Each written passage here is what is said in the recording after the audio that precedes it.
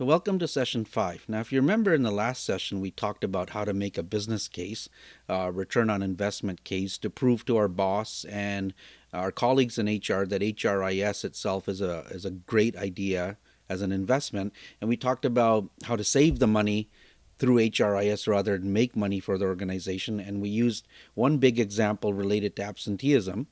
And when you read the HRS toolkit, you'll see that there's a lot of other two big ones and a few small examples you can use to, in fact, prove that you can generate a lot of savings because of an HRIS investment. So let's say your boss agreed to it, your colleagues are all okay to go with it. The next step is to do a needs analysis. Now, in this session, we're going to talk about just that. We're going to start the needs analysis process, the document, and talk about the data dictionary as an important component, and also something around security and privacy. So let's get right into it. A needs analysis is a document. And I highly recommend you do this as a document and not just do it in your head. Because HRIS, in fact, has to be purchased and implemented to meet as many needs of HR as possible. Every little intricate, minute need that you might have. Now, I have never met any HR person, no matter how seasoned, who can articulate every single need. There's always something somebody does that somebody else doesn't know. So it is very important to interview various people in HR, look at the work they do, look at the reports they produce, the documents they have, and write down every little thing that they might need today. And also, don't forget, have an appendix of future needs as well. So, for example, you might not be doing training and development right now, but it might be part of your strategy, so it's a good idea to document that as a feature you might need. So either you purchase an HRIS today that has it, or you can at least find out if it's scalable or customizable. Now, I'm going to make this simple for you. Needs analysis document has to just be in plain words, literally, section by section. For example, the first section is a data dictionary. I'll show you how to do it. Plain words, as simple as possible. And the idea is that when you have a document, that, by the way, could range in size from 10, 20 pages to 300 pages, depending on the complexity of what your needs are. Once you have that document, the idea is you can now use it as a detailed checklist to compare various systems and vendors out there against your needs. Or better, if you're going to have a fully custom system developed for you, programmed for you, then the programmers will have to have some document to go around what you need. And listen, the analogy is building a house.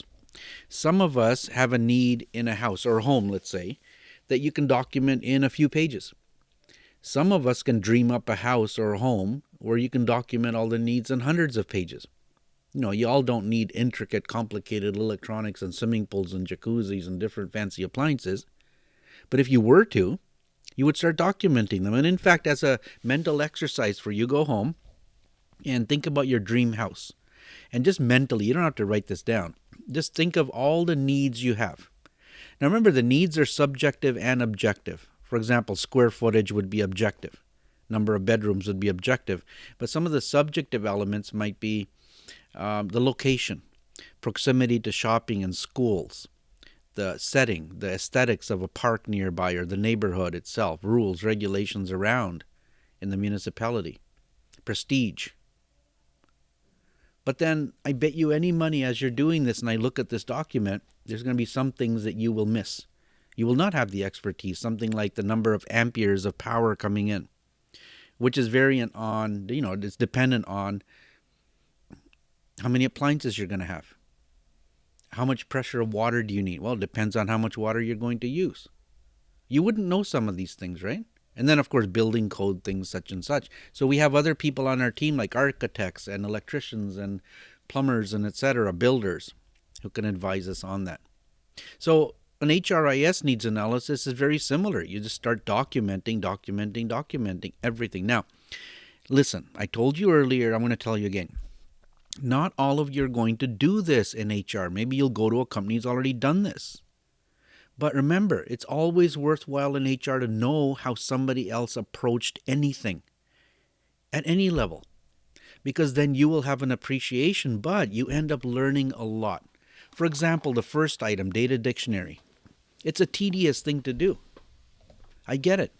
But the person who's ever done a data dictionary for an HR department is the one person who knows so much intricate details about how things work and what they are than anybody else. Because you're the one cataloging things for the first time. Here, let me show you, okay? So, cover page, table of contents for needs analysis, maybe a little paragraph explaining what's in it. And then the first big heading is data dictionary. You go look around HR and you ask, what functions do we do now? So in a table, remember you're doing this in Word, right? So you make a nice table, 3 columns, function, field, and definition. And you write down all the things you're doing in HR right now, functions. You must know there must be people doing it. And if you're not doing it, something like T&D, let's say, or benefits admin, then write it down in a future appendix that I might need this in the future. So then you go to the people that are doing all of this, and you give them a few weeks to accomplish this task, right? You give them some blank paper, and you ask them, can you detail and outline every little single piece of data, information that you are responsible for, that you use? And they'll come back with a few here and there. You say, no, take it back, go back to all your documents, all your reports, and look. And you'll be surprised how many there are.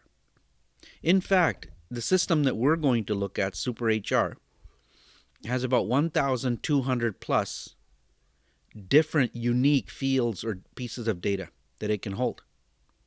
A typical HR department, though, won't have obviously all of it. Will have 600 to 700 different things in HR. And if I were to ask you to list 600 or 700 different things, you wouldn't be able to. Look, your driver's license alone, take out your driver's license and look at it. Every little piece of information on it, including the picture and the barcode and your signature. Imagine each one has to have a box on a screen, on a system that needs to be filled in somehow. There's like over 20 things on your driver's license, 18 at least, I know. So have a look. Not only am I going to write the functions down, you put them in order of importance, priority. For example, if you were going to buy an HR system for one thing and one thing only, what would it be? Salary admin, let's say. For some people, it might be time management, attendance, absenteeism. And what's the second most important? What's the third most important? So you go to the salary admin person or people and ask them to start writing the fields. And you end up with the list that looks something like this. Now, obviously, it's going to be a lot more than this, right? And certain things that they put on the list, like the person's name or their job ID or their department or their supervisor's name, those I think would be common for everybody. So you can have a common kind of table as well. But something unique to salary admin, they want a system that has a box that has a name in it. They want a system that has a box where you can type in pay and a hire date and a job ID.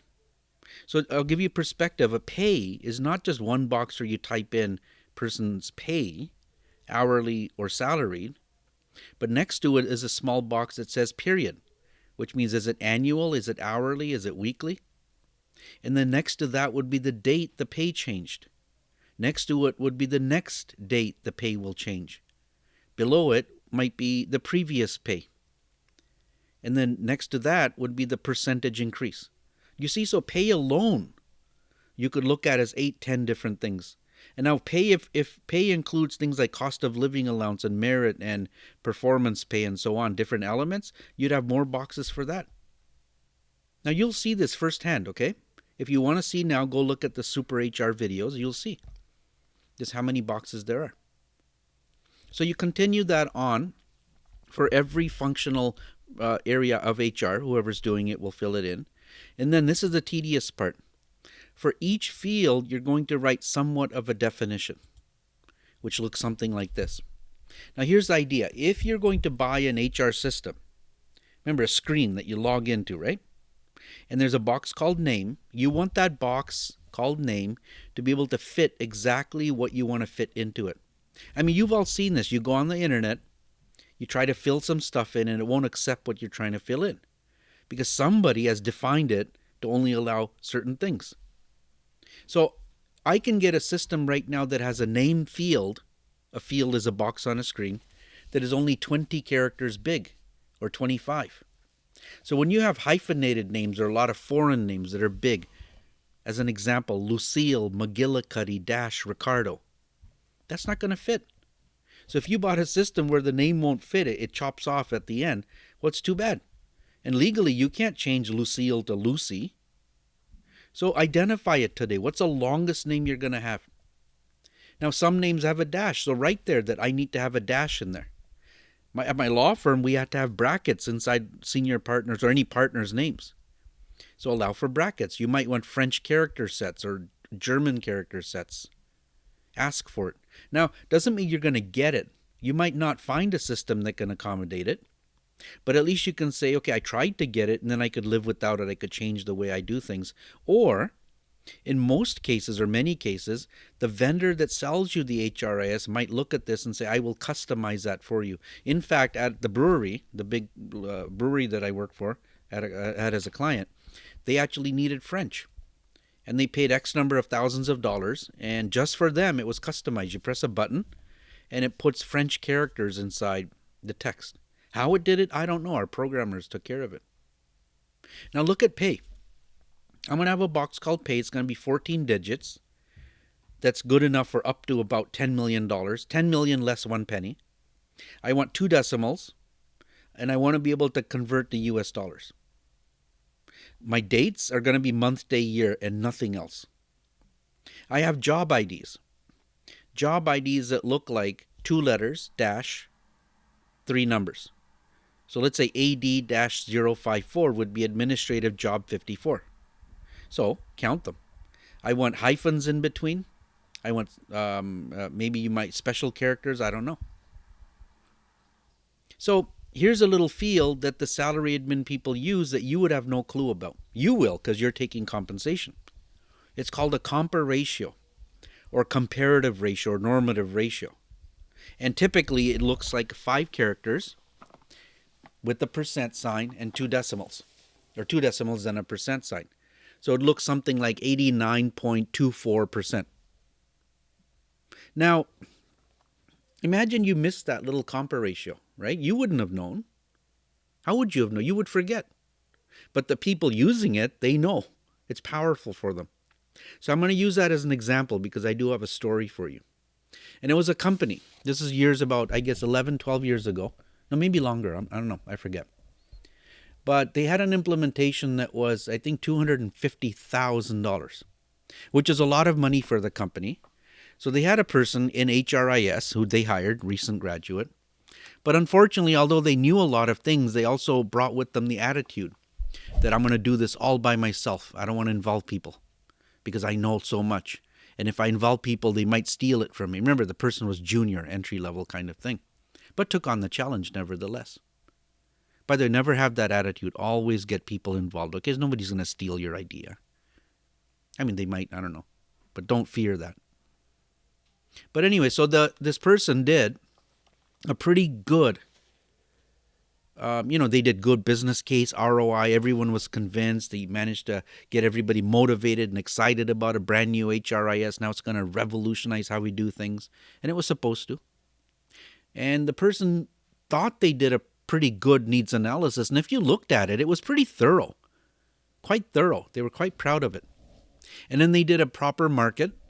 They went out to market, researched different systems, purchased the right one for $250,000.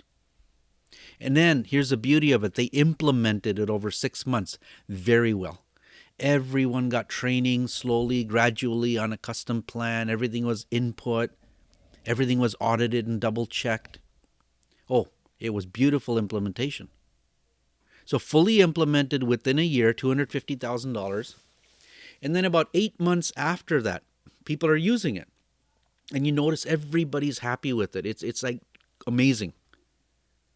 Everything was supposed to go beautifully. This company was poised to do on very high-end strategic work because of HRIS and save tons of money. But about 8 months later, the salary admin specialist, a person, went to the HRIS person, this guy, and asked, by the way, I'm looking through the system and I can't find my compa ratio. So the HRIS person goes, compa what? They had no clue. They might have learned it in school, but something they forgot. Because if you don't use it, you don't know what it is.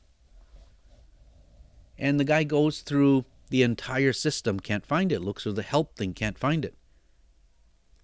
Even called the vendor and asked, where the heck's your compa ratio? And the vendor looked back at the original needs analysis document that they signed off on. Remember, you check off each field. Yes, we have it. No, we don't. And they themselves said, well, hang on.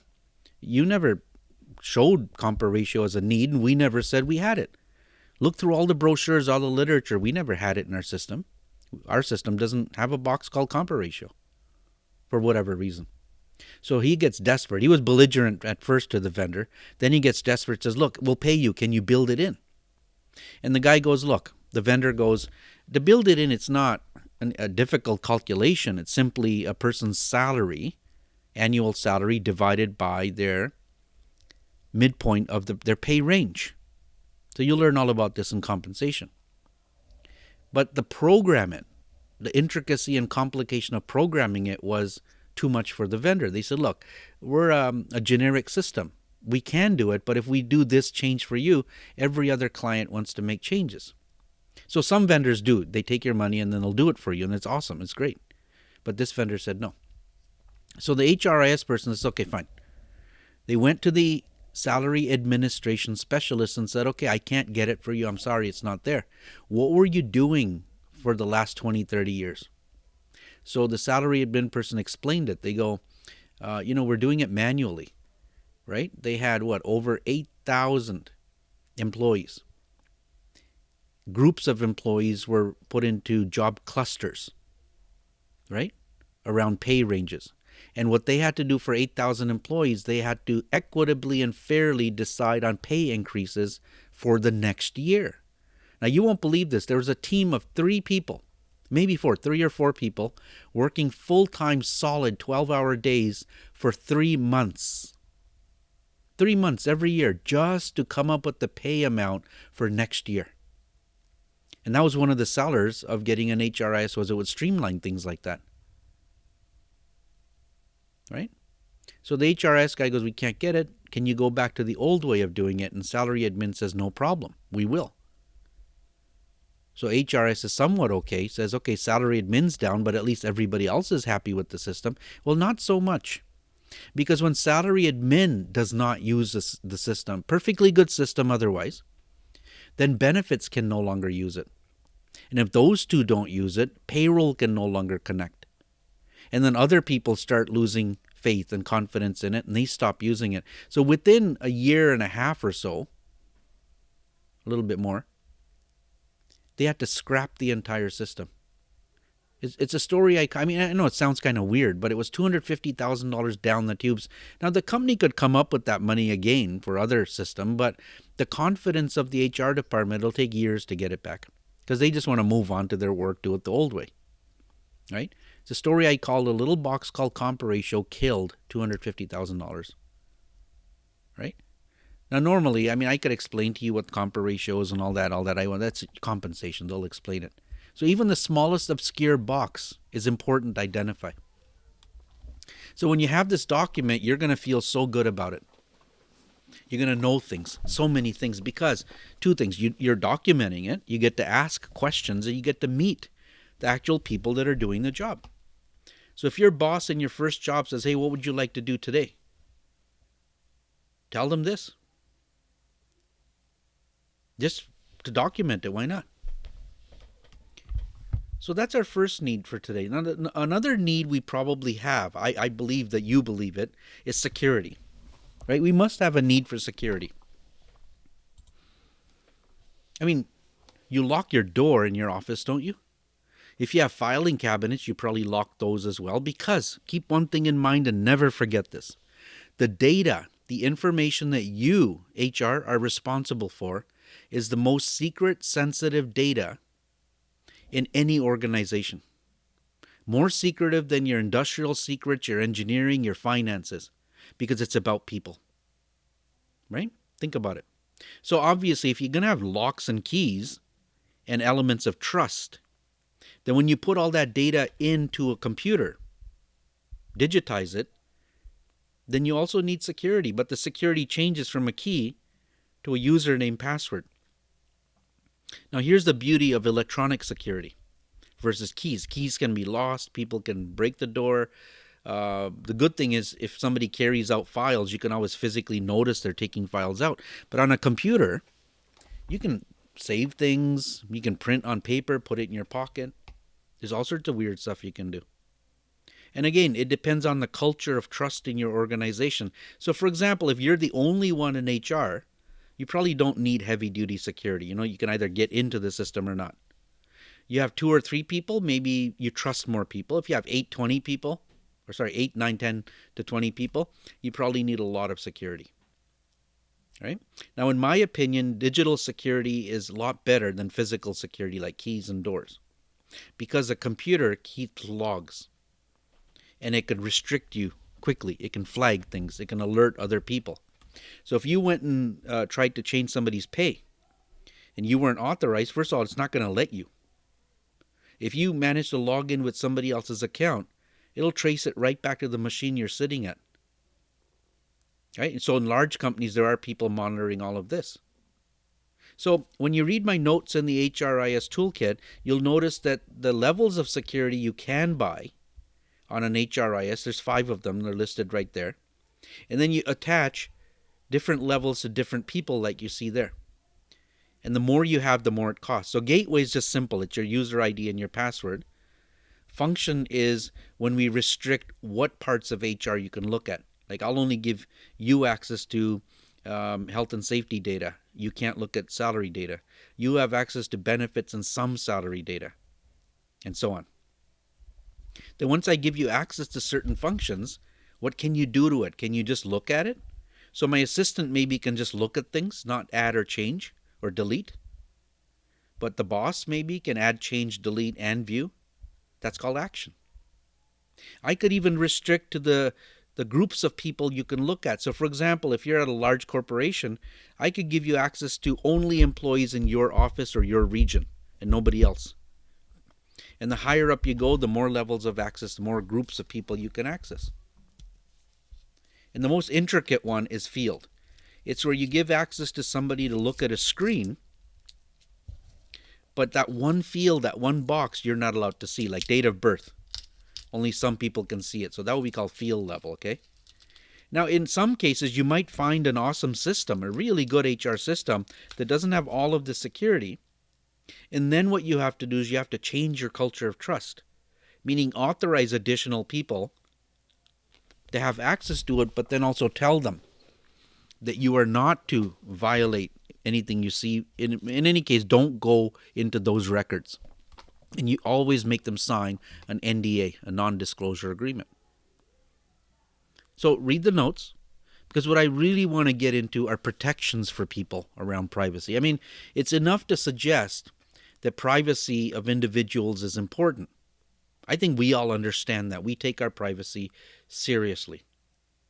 And it's become more of a deal recently because of internet. But do governments ever step in and say, wait, whoa, we don't trust you? Yeah, of course they do. Even we haven't ironed that out yet. The privacy around the world is different. I mean, you've heard of hackers and pirates and people have disregard for privacy, Panama Papers and Wiki and this and that. So governments step in and they say, hang on, now we're going to put strong protections on privacy. And they still get violated, but less so. Now, I'm going to talk just briefly about 2 because I think your law course will also talk about this. But we'll talk about FIPPA, F-I-P-P-A, and we'll talk about PEPEDA, P-I-P-E-D-A, just briefly.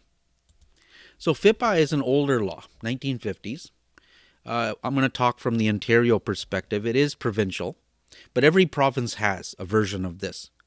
And this is a general one, but there's other ones for healthcare, other ones for police services, military has its own, teachers probably have their own, I'm not sure. So just listen to the essence, okay? FIPPA is Freedom of Information, that's one part, and Protection of Privacy Act.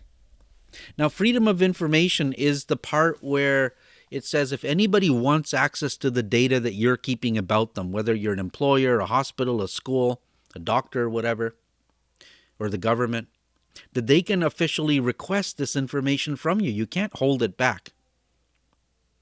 Right? Even media, but media can rarely access information about an individual.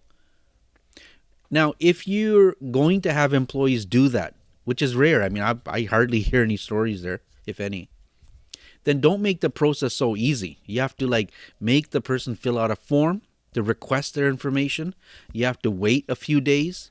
You have to book a private room for them to view it, photocopy their records or print them out, never the originals. And before they look at their file, make sure in front of them you initial every single page, numbered, and they initial it too, so they got it. There's proof that both of you agreed you got all the pages. And then when the person's done and they give back that copy, you initial, both of you, that you got all the paper back. So there's your proof that the employee in fact had access to all of it. Because if you missed anything, and let's face it, this is probably going to a lawyer, a lawsuit. If you miss giving anything, then of course a judge is going to have a problem with it. You have to disclose everything. I mean, me personally, I'm just in the habit of anytime you put anything in an employee's file, you copy them on it. There should be no secrets. Now, if the employee blabs that information to somebody else, that's not your violation, that's theirs. So that's the freedom of information part. The second part, the protection of privacy, that's the more important part, okay? Now, I boiled it down for you in a simple sentence.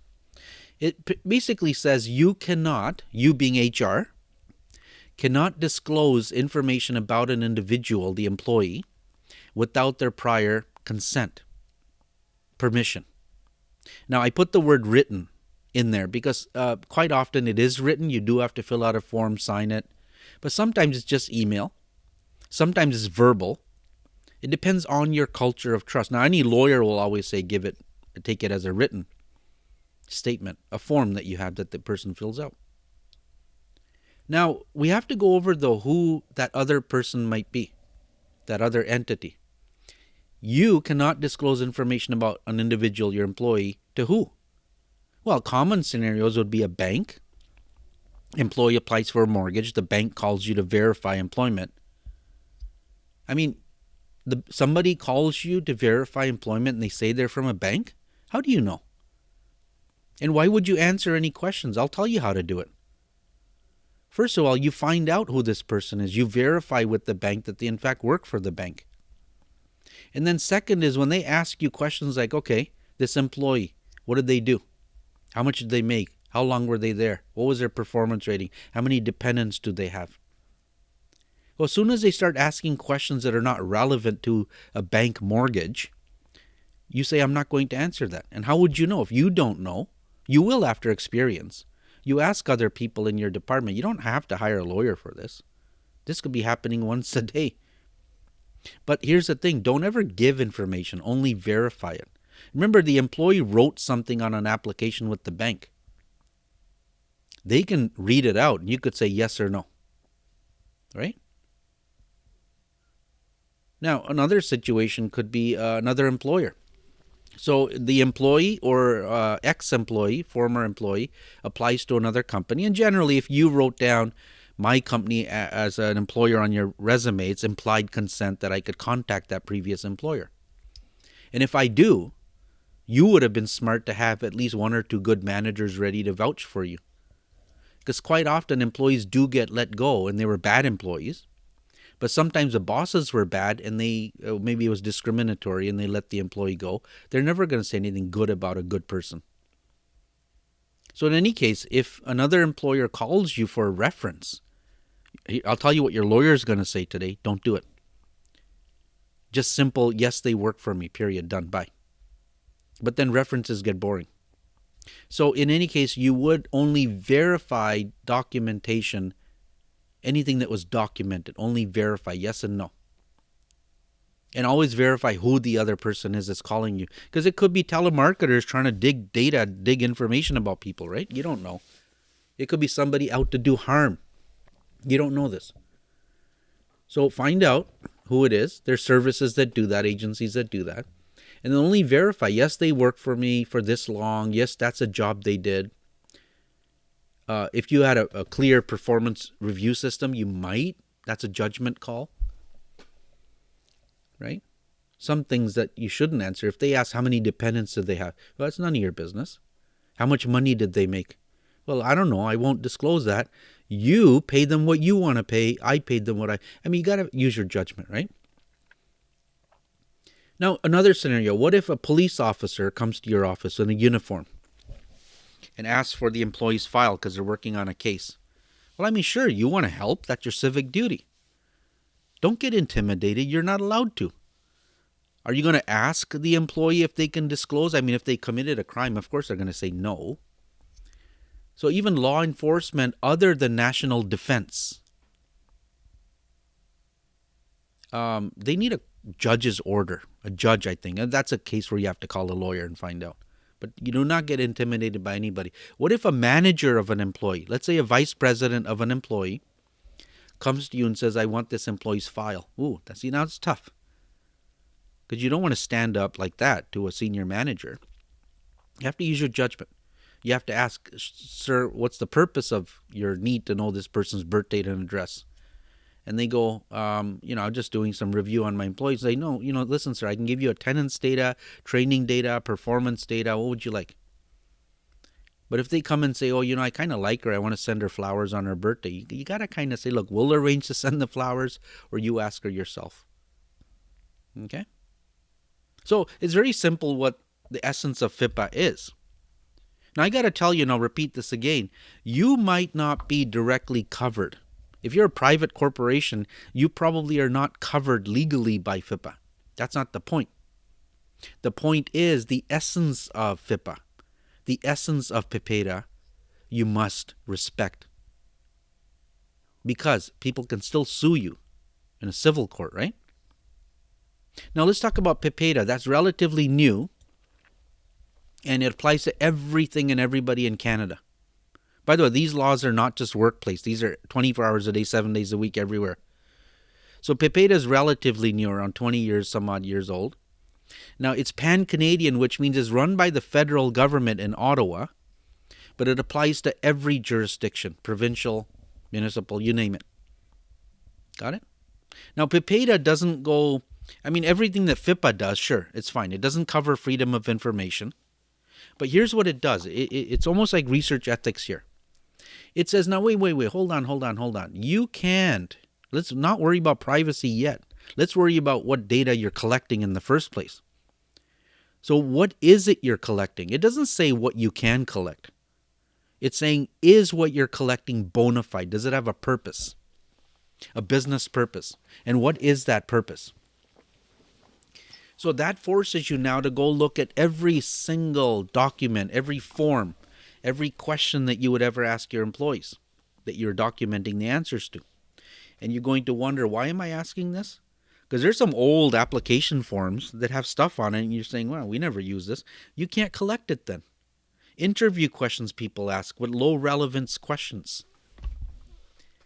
But once you establish that everything you're doing is bona fide, and by the way, don't forget, also notices that you post, any information that you post on the walls or in public bulletins, all that needs to be cleared as well to make sure that other people are allowed to see it. It's one of the reasons we don't post your marks on a wall. Remember the old days? You walk up to a wall and look up your mark? We don't do that.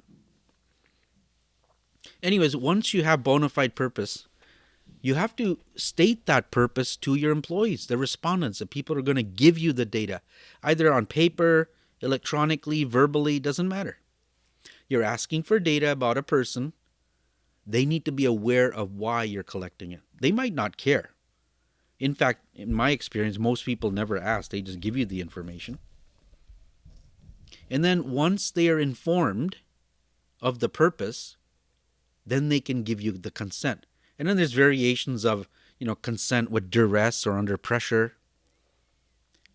Did they give it to you because they couldn't speak the language, they didn't understand? What was it? Did you threaten them? Was it, did you say, oh, we're deciding your pay, you better do it now? No, that's duress. So you collect the information. But PEPEDA goes further and says, hold on, collect it, use it. It's bona fide, no problem. But you can't keep it forever. because they finally realized that documents are now electronic, so electronic documents. And they not only include paper documents and digital documents like PDFs, emails, but also video, audio, recordings, images, photos. That's why we have fewer and fewer cameras recording people in public places, because privacy rights get violated, right? So at some point in an information privacy policy, you've heard about these, the little fine print that nobody ever reads, either on a website or on the form itself, you have to let people know how the data is going to be stored, assure them of security, how long you're going to keep it, and then some people might be interested, very rare, how you will actually destroy it. You're going to shred it? What type of a shredder? What service? Are you going to burn it? You're going to demagnetize it? You're going to throw it in the blue box? No. See, it forces you to think about all of this stuff. Now, in terms of how long, this is a difficult one because, in the old days, we just keep the data forever. And in some cases, you can. Like medical records in Ontario, 99 years or something, right? Because government can use that for biostatistics purposes into the future. But in a company, if I did a survey today that applies to work I do this year, I have to get rid of it by next year. Ask yourself, how long is this data going to be useful for what I do? And then plan on destroying it. Right? Generally, if an employee quits and leaves, I personally would think it's reasonable to keep their file for upwards of 5 years. Maybe 10. I mean, nobody's going to sue you for it. But you can't say forever. Because within a 10-year period, the same employee might come back to you. Right? And you might want to do historical reports, historical data. Just generally, in general terms. Now, I described both laws for you. I highly recommend that you download. At the least, for all these laws we mentioned, you should be reading the regular public's little brochure on what the essence is. But PEPEDA has a nice tool out there you can download. I think I have it on my Seneca. Just download it. Download any forms associated with any of these laws. Become aware. You don't have to memorize them.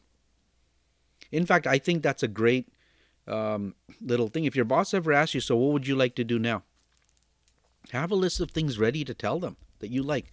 The data dictionary, for example, that's a good one. How about a PEPEDA audit?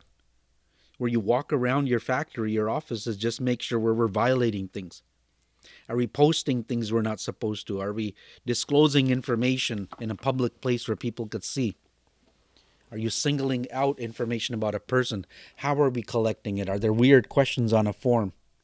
What are managers asking their employees? Do some training around it. See, then you evolve into a privacy expert, so to speak. But let me tell you, it's the essence of these laws and the inherent protections that they offer individuals that we must respect. Your lawyer, somebody else might tell you, but these laws don't apply to your jurisdiction, to a private corporation of only 50 employees. You know what? Who cares? You can still get sued for violating those same rights. So just because only government employees have a protection, let's say the law only applies to government, for example, that doesn't mean every other employee does not have the same rights. So you got to respect that. And you know what? Then you get respect back from the employees, because privacy is a thing now. So I think we'll leave it at that. Next session we'll cover some more needs analysis elements. Then we'll move on to actually implementing the system, because I want to move on to HR research in a few weeks, which talks about what do we do when we have everything in place and data and intelligence is just flowing our way. What can we do with it to make our organization that much better?